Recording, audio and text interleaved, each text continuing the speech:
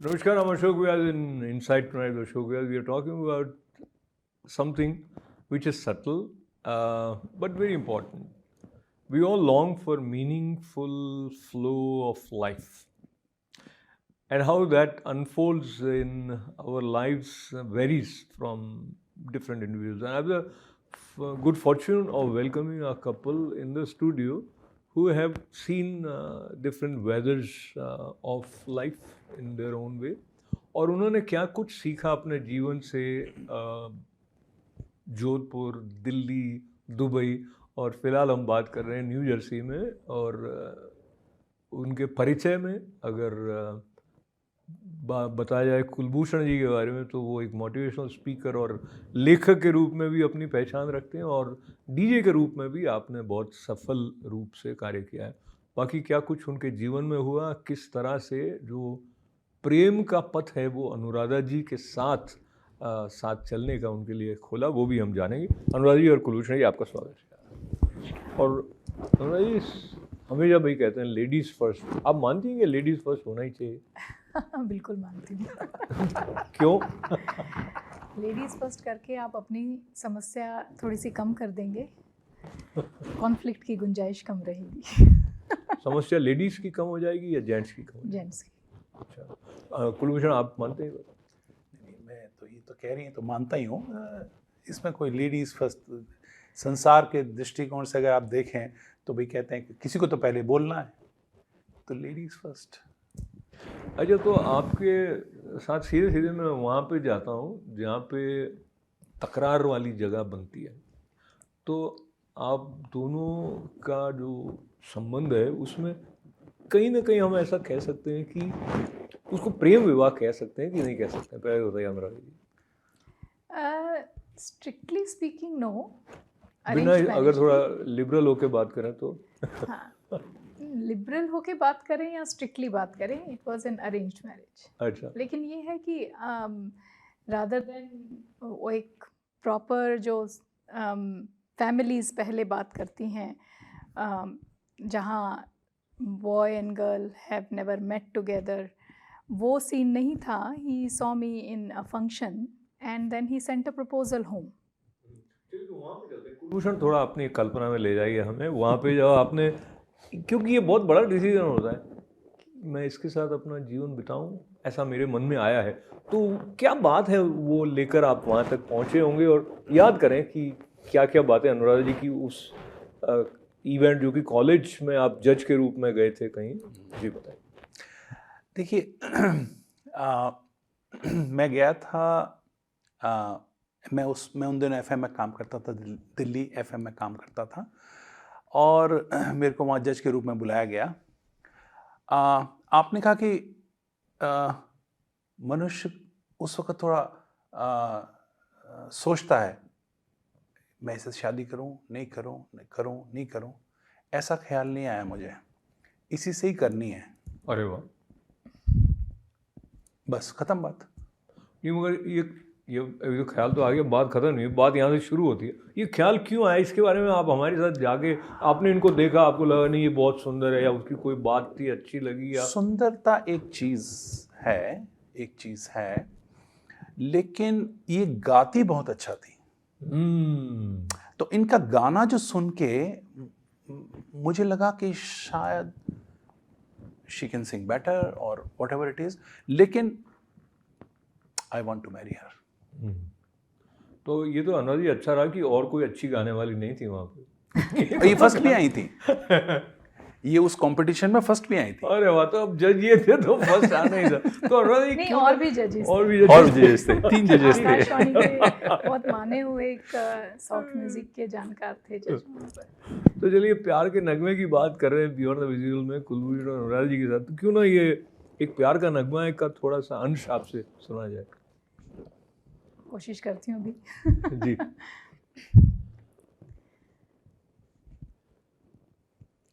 Film शोर थी। प्यार का नगमा है, मौजों की रवानी है,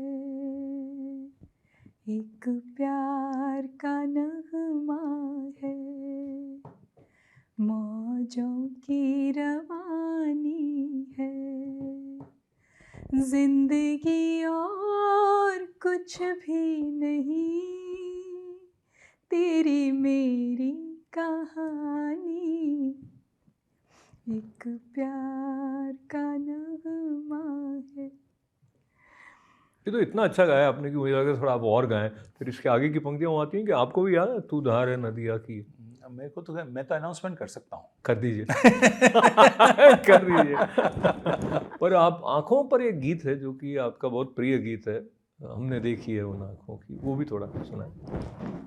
मेरा बहुत फेवरेट गाना है।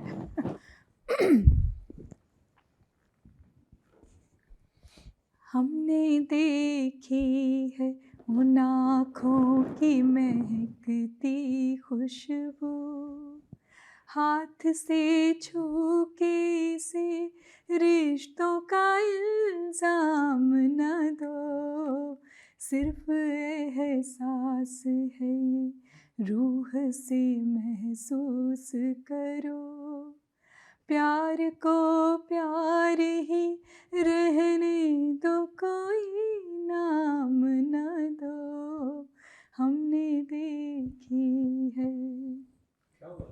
तो जब आप भारत से बाहर होते हैं तो एक तो आप जहाँ भी हैं आप अपने आप में होते हैं, और दूसरा भारत आपके अंदर होता ही होता है। और फिर इनके साथ तो अनुराधा जी भी थी, कुलभूषण जी। तो अनुराधा जी, ये गीतों के साथ जो आपका संबंध है वो सिलसिला बना रहा, आप पहले अभ्यास करती थी या?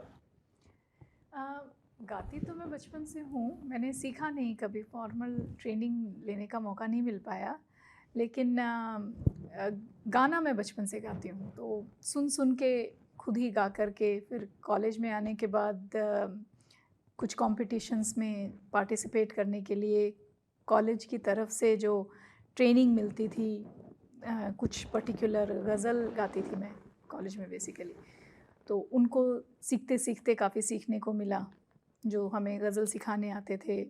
तो उसके अलावा अभी रिसेंटली मैंने पंडित परमेश्वर हेगड़े जी से थोड़ा सा सीखना शुरू किया है। अभी वो बोलते हैं संगीत एक जन्म का सफ़र नहीं है, तो इस जन्म में शुरू किया है, शायद अगले जन्म तक थोड़ा बहुत सीख जाऊँ। और आप कुछ कंपटीशन भी जीता था दुबई में? हाँ जी, मैंने ZTV की जो मिडिल ईस्ट अंताक्षरी कंपटीशन था वो जीता था मैंने। कैसा अनुभव था? बहुत बढ़िया अनुभव था, वो मेरी लाइफ का बहुत इम्पॉर्टेंट इवेंट था, क्योंकि पहली बार इतने बड़े प्लेटफॉर्म पे गाने का मौका मिल रहा था। बहुत संगीत के फील्ड के बहुत रिनाउंड नेम थे। आनंद शर्मा जी जो उस प्रोग्राम के म्यूज़िक डायरेक्टर हैं, वो पंडित जसराज जी के नाती हैं, तो उस फैमिली से वो बिलोंग करते हैं, खुद बहुत अकम्पलिश्ड क्लासिकल सिंगर हैं वो। तो बहुत कुछ सीखने को मिला उन इंटरेक्शंस में। हमारे साथ जो साथी थे बहुत सारे वो ट्रेंड सिंगर्स थे, तो बहुत अच्छा अनुभव था वो कैमरे के सामने जाने का। क्या बात है। तो इसके बाद हम बढ़ते हैं एक ऐसे मोड़ की तरफ जिसमें कुलभूषण जी के सामने परीक्षा की घड़ी आई, तो अनुराधा जी के सामने भी आई। तो क्या हुआ था कुलभूषण, आप बताइए। 2014 में एक दिन मैं सो रहा था दोपहर को, तो मैं जब उठा तो मुझे लगा कि ये आसपास का माहौल कुछ अलग है, कुछ अजीब है, और क्या है ये मुझे नहीं मालूम था। तो ऐसा लगता था जैसे कहीं कहीं कुछ गड़बड़ है।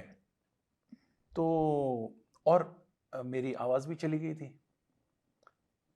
तो अब अगर आवाज़ चली जाए, बोलने की कोई कोशिश करे और नहीं बोल पाए, तो I do not know what happen.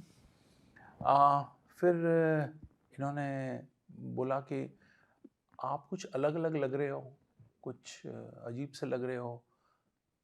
That also I could not respond कि यस और नो। तो फिर उन्होंने कहा कि आप हॉस्पिटल चलिए। हॉस्पिटल में जब हम गए तो ये पता चला कि 190/110 मेरा ब्लड प्रेशर था, और उसकी वजह से लेफ्ट ब्रेन में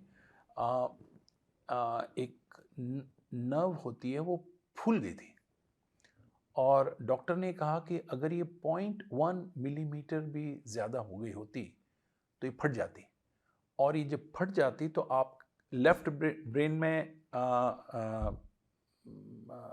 स्वेलिंग थी तो राइट साइड पूरी पैरालिसिस हो जाती, लेकिन वो नहीं हुई। मैंने चल ठीक है, नहीं हुई, अच्छी बात है। तब तक आप बोल नहीं पा रहे थे? तब तक मैं बोल नहीं पा रहा था, तो सिर्फ स्माइल करके जवाब दिया। लेकिन डॉक्टर ने ये कहा कि आप जो अभी नहीं बोल पा रहे हैं ये रिवर्सिबल है। ये मतलब आप जिस तरह से आपने जीवन में, ज़िंदगी में जैसे सीखा है कि मतलब सबसे पहले मारवाड़ी बोलते थे आप, तो अब फिर से सबसे पहले मारवाड़ी बोलेंगे। फिर आपने स्कूल में हिंदी सीखी तो फिर हिंदी बोलेंगे, और अंग्रेज़ी तो आपने बहुत बाद में सीखी है। तो इसी सीक्वेंस में ये फिर से तीनों लैंग्वेज आप बोल पाएंगे। लेकिन कितने दिन में बोल पाएंगे, क्या बोल पाएंगे, ये उन्होंने कहा कि मुझे नहीं मालूम।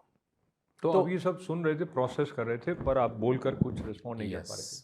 वो मेरे को ऐसा लगता है कि सिंक्रोनाइजेशन नहीं बैठ रहा था कि जो मैं सोच रहा हूं कहना और मुंह से कुछ और निकल रहा है। अनुराग जी, ये वाला जो समय था जब डॉक्टर इनको बता रहे थे और आपने ये देखा, कैसे आपने रिस्पॉन्ड किया, एंड क्या विचार उस समय आपके मन में आ रहे थे? शुरू में कुछ समझ में नहीं आ रहा था, क्योंकि ये बोलना कुछ और चाहते थे, बोलते कुछ और थे।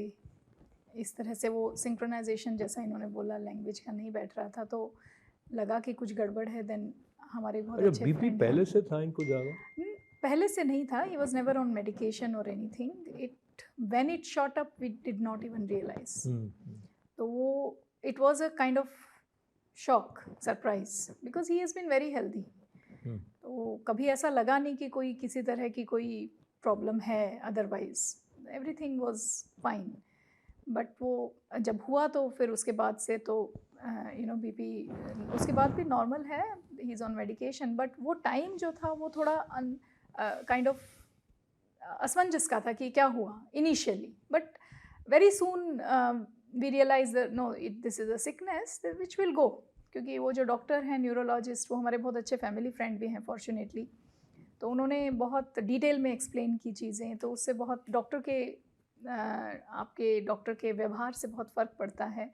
बट उससे ज़्यादा फ़र्क जो पड़ा मुझे लगता है कि क्योंकि ये अंदर से बहुत स्ट्रॉन्ग हैं, और मैंने इनको कभी विचलित नहीं देखा, कभी डिस्टर्ब नहीं देखा। ही वॉज कन्फ्यूज्ड कि मैं क्या बोलना चाह रहा हूँ, क्या बोल रहा हूँ। So he was most of the time silent, but he was never disturbed, that I could very clearly feel. So उसने हम सबको फैमिली में जो है बहुत एक संबल मिलता है, हिम्मत मिलती है। हम जो एक स्पिरिचुअल प्रैक्टिस में हैं, उससे बहुत डे टू डे बेसिस पर जो एक लाइफ फोर्स चाहिए होती है किसी मुश्किल परिस्थिति में, आपका हर रोज़ हर दिन बहुत मुश्किल होता है उससे गुजरने के लिए, वो उस वजह से वो बहुत आसान हो गया। मुझे अब याद नहीं पड़ता कि कभी कुछ ऐसा लगा कि अरे ये क्या हो गया, ऐसा नहीं लगा। तो ये बहुत ही मुश्किल लगता है दूर से देखकर, क्योंकि जब हम, जैसे अनुराग जी कह रहे हैं कि विचलित नहीं लगे, छोटी छोटी बातों में हम लोग विचलित हो जाते हैं। और यहाँ ऐसा है कि एक डीजे जो कि बड़ा प्रसिद्ध अपने श्रोताओं के साथ में, जिसको हज़ारों पत्र आते रहे हों, और बोलना ही जिसके लिए मुख्य आधार न केवल जीवनी के साथ जुड़ा हुआ बल्कि जुड़ने के साथ जुड़ा हुआ भी, ऐसा मनुष्य जब ठीक से बोल नहीं पाए, उस स्थिति को स्वीकार करना अपने आप में एक बहुत बड़ी चुनौती है। पर कैसे उन्होंने इस कालखंड को पार किया, वही बियॉन्ड द विजिबल में हम चर्चा कर रहे हैं कुलभूषण जी के साथ में। कुलभूषण जी, आप का क्या सोर्स ऑफ स्ट्रेंथ ऐसे समय में रहा था, और क्या उस समय विचार जो आ रहे थे वो कुछ ध्यान है आपको? साथ ही कितना समय लगा इसमें आपको फिर रिकवर होने में? करीब 2 से 2.5 साल लगे, और करीब मैं 5 महीने या 6 महीने तो बोलता ही नहीं था, क्योंकि मुझे पता था मैं कुछ बोलूँगा तो गलत होगा वो। और एक बात और है कि उसके अलावा, जैसे आप कंप्यूटर पे नाम लिखते हैं अपना कुलभूषण, तो के किधर है मुझे भी नहीं पता, तो मैं एक एक एक एक लेटर को ढूंढता था। यहाँ पे के है, यहाँ पे यू है, यहाँ पे एल है। तो कुलभूषण लिखने में मुझको कम से कम 10 मिनट लग जाते थे। और अगर आप पढ़ भी रहे हैं कुछ, तो पढ़ना समझ में नहीं आता था कि क्या लिखा हुआ है। तो पढ़ना नहीं, लिखना नहीं, बोलना नहीं, तो फिर क्या करना? तो फिर आप जो बोल रहे हो इनसे, या ये जो बोल रहे हैं आपसे, वो तो समझ में आता था। या वो जो कोई भी 2 लोग बैठे हैं, 3 लोग बैठे हैं, तो मुझे ऐसा लगता है कि उस स्थिति में मुझे ये समझ में आया कि आदमी का दर्द क्या होता है, कि आपने अगर इनसे कुछ कहा है तो किस तरह से कहा है, और क्या दर्द है या क्या आनंद है, वो मुझे समझ में आने लगा। तो लोगों का दर्द उस वक्त मुझे ज़्यादा समझ में आने लगा कि ये आदमी ये बात कह रहा है, लेकिन इसके पीछे दर्द बहुत छुपा हुआ है, या ये आदमी ये बात कह रहा है, इसके पीछे आनंद छुपा हुआ है। तो ये एक नया आयाम खुला, ऐसा कह सकते हैं, मेरे जीवन का। और मज़े की बात है, और ये बड़ी अजीब सी बात है कि प्रेयर मैं अपनी बिल्कुल सही करता था। वाह, क्या बात। तो अनुराग जी, ये वाला जो समय है वो आपके लिए, पूरे परिवार के लिए और इनके लिए भी चुनौतियों रहा होगा। जब हम ये चर्चा करें तो उसके पीछे ये भी है, आप दोनों के अंदर जो काइंडनेस है, कि लोग इस तरह की स्थिति में भी ऐसा ना माने कि there is point of no return. अपने अंदर भरोसा रखें तो कोई भी स्थिति है उसके पार जाया जा सकता है। और जैसे आप बता रही थी, वो विचलित नहीं होते थे। तो फिलहाल हम वहाँ पहुँच जाते हैं जब ये ठीक होना शुरू हुए। कैसे वो समय था, और उस वक्त आपकी क्या अनुभूति थी जब आपने देखा ये फिर से कुछ बोलने लगे? बहुत अच्छा लगता था, जैसे धीरे धीरे 5 शब्दों का एक सेंटेंस बोल पाए ठीक से इनिशियली, फिर 10 पे आया, फिर 2 सेंटेंसेस, 3 सेंटेंसेस। तो वो जो प्रोग्रेशन थी वो बहुत अच्छी लगती थी देखने में। और होप और बढ़ती थी कि हाँ, जो डॉक्टर बोल रहे हैं वो ठीक बोल रहे हैं। शुरू से ही उम्मीद तो कभी ख़त्म नहीं हुई, लेकिन खुशी की अनुभूति होती थी बहुत। और ऐसा लगता था कि इंसान अगर इस बात पे विश्वास ज़्यादा बढ़ता था। मेडिकल साइंस एक तरफ है, मेडिकली डॉक्टर ने बोला था कि ये वापस आ जाएगा, लेकिन उन्होंने साथ में ये भी बोला था कि सबका नहीं आता है, कितने परसेंट आएगा ये बहुत वेरी करता है पर्सन टू पर्सन। तो ये हम कुछ भी गारंटी से नहीं कह सकते कि इनका 70% आएगा या 80% आएगा या 90% आएगा। सो वी नो कि manageable, he will be able to manage communication. लेकिन उनको भी बहुत प्लेजेंट लगा ये देख करके कि इनका कम्युनिकेशन ऑलमोस्ट 99-98% रिकवर हो गया, और टाइम वाज वेरी शॉर्ट। तो मेडिकल साइंस जो चीज़ बोलती है वो एक तरफ है, लेकिन इंसान के अंदर का विश्वास जो है वो बहुत इम्पॉर्टेंट होता है। ये उस वक्त समझ में आया, और वो पॉजिटिव अपने आप को बनाए रखना जो एक्चुअल में चैलेंज है। आप जब चीज़ें आपको बहुत अपोजिंग लग रही होती हैं, वैसी नहीं होती जैसी आप चाहते हैं, उस वक्त वो पॉजिटिविटी बनाए रखना, उसके लिए आपको कुछ आधार चाहिए जीवन में। तो वो आधार जो है वो बहुत ज़रूरी है। वो अलग अलग लोगों का अलग अलग होता है, लेकिन कोई ना कोई स्पिरिचुअल बेस रखना बहुत बहुत ज़रूरी है, क्योंकि उसके बिना आप बहुत लंबे समय तक पॉजिटिविटी या होप नहीं रख सकते, पकड़ नहीं सकते। बिल्कुल सही बात है। कुलभूषण जी, ये जैसे कि हम चर्चा आपसे कर रहे हैं बियॉन्ड द विजिबल में, जो नहीं दिख रहा था आप उसको कहीं ना कहीं अपनी स्पिरिचुअल इंसाइट से शायद देख पा रहे थे। और ये जो भरोसा है उसको लेके जब आप वापस सीखे बोलना, और वो एक नए तरह का यात्रा थी फिर से संवाद की तक पहुंचने वाली, पर तब तक आपका जो डीजे का एक भूमिका थी उससे आप दूर आ गए थे, फिर आपने एक दिशा बदल ली थोड़ी जीवन की। या क्या चिंतन था और क्या उसके बाद आप देखिए, मेरा इंट्यूटिवनेस जो होती है वो बढ़ गई थी, इंट्यूशन मेरा बढ़ गया था, और मैं बहुत सारी चीज़ों को बहुत सोचता था। तो मैंने सोचा कि ये सारी चीज़ें लिखनी चाहिए, और उस वक्त मुझे पब्लिकेशन का दिमाग में आया, क्योंकि 2-2.5 साल में कोई जॉब वॉब नहीं करता था, कुछ नहीं कर, बिजनेस भी अपना कुछ नहीं करता था, तो इवेंट्स मैनेजमेंट करता था, वो 2-2.5 साल में पूरा ठप हो गया। तो मैंने सोचा फिर कि बिजनेस करना चाहिए, और उस बिजनेस में अपने ये जो मैं सोच रहा हूँ,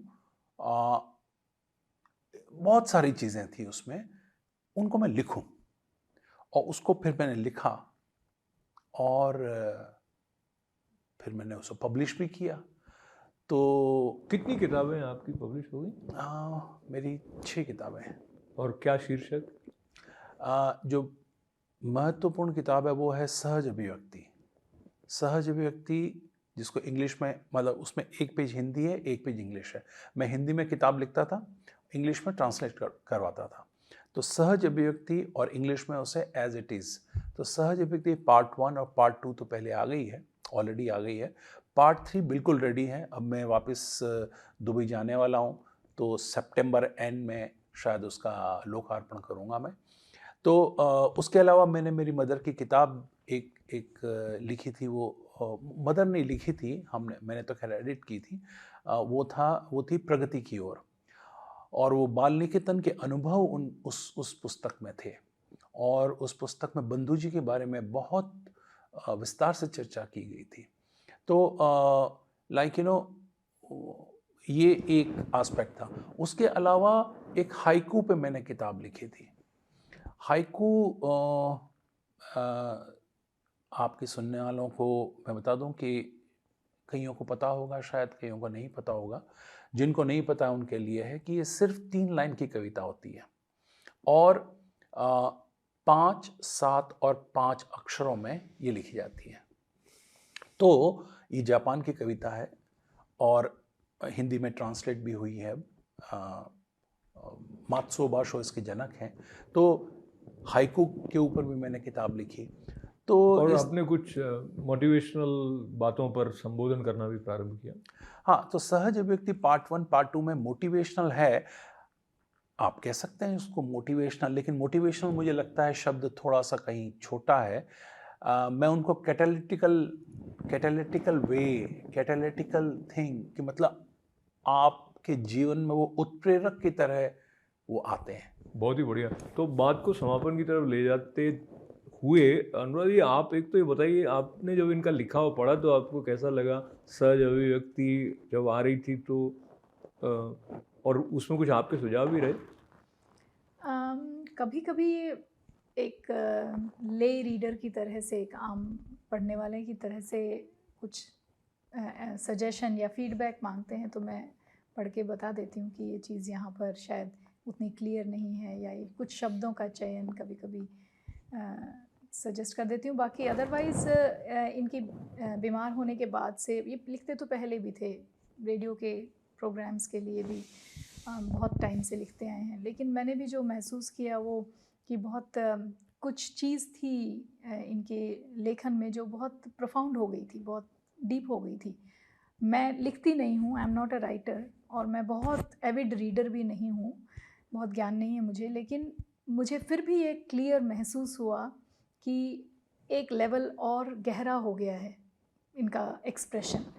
तो उसमें बहुत ज़्यादा फीडबैक की गुंजाइश नहीं होती। तो बहुत ही सुंदर है। फीडबैक को छोड़ते हुए हम बिल्कुल समापन की तरफ चलेंगे।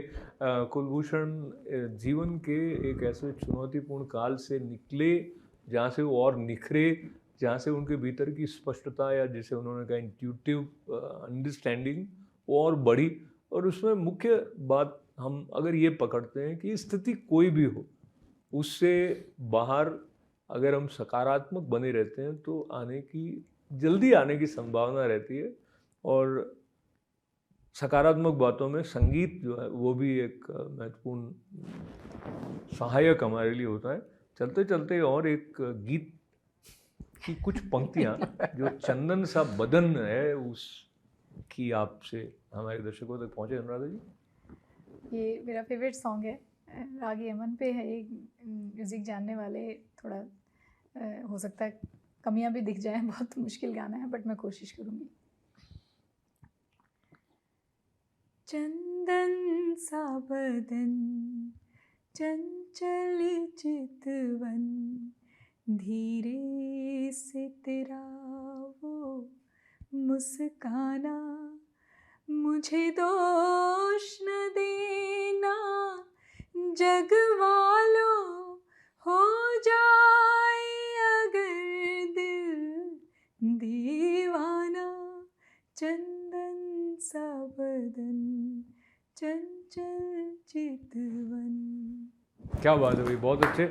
और एक गीत मैं याद कर देता हूँ आप दोनों के लिए और कुलभूषण की तरफ से आपके लिए कि जब कोई बात बिगड़ जाए, जब कोई मुश्किल पड़ जाए, तुम देना साथ मेरा ओ हमनवा।